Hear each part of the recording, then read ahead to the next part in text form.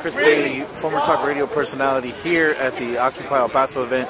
The permit has now expired. Right. Tell us why you're here and what you're doing. Well, right now we are considering this patriotic duty. It's about defending the First and Second Amendment. Free speech and peaceful assembly. At the end of the day, this is what it boils down to. This is where the rubber meets the road. In our opinion, any municipal ordinance that orchestrates over free speech or peaceful assembly is unconstitutional.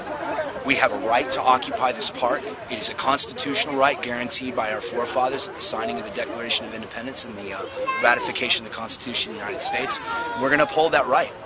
We're here practicing democracy the way it should be practiced. Now, I noticed you're part of a small but committed group of folks that have decided that they'll participate in some acts of civil disobedience. Absolutely. Should it come to that? Absolutely. Tell me a little bit about that. Well, the decision was made by a small group of us to enact civil disobedience if it became necessary. Which would be? At best, it's to face a citation of about $100 or face arrest and a citation, which can be upwards of a $1,500 fine, and depending on the compounding charges, a month in jail down to a night in jail.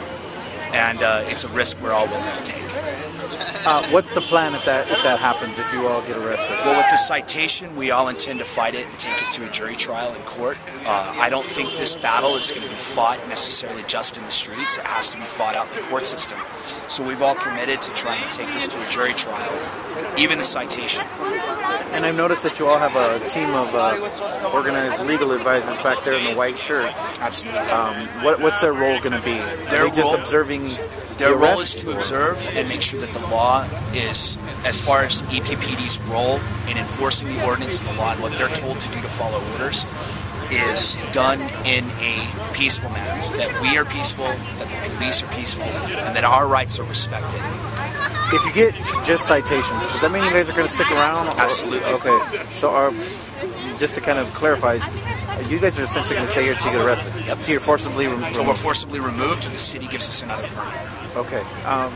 Now, we're coming up on the time when they have the normal holiday decorations here in the placita for Christmas time. It's a big tradition here in El Paso. Are you concerned that occupying this space during that time might turn public sentiment against you? What better sentiment of the Christmas spirit can there be than an occupation of concerned citizens who've not only fed the homeless, but have helped people that have substance abuse problems to kick their substance abuse problems?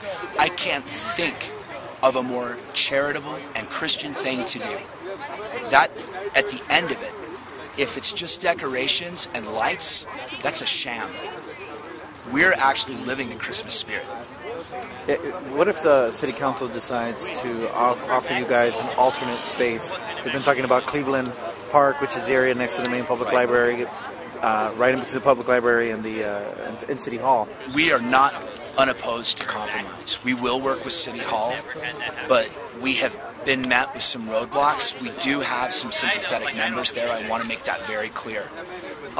But as far as occupying another park, we'd be willing to do that. We just need a permit to do it, and we don't need a park that was initially promised to us being listed conveniently as being under construction now. As it stands now, we're in limbo. All right.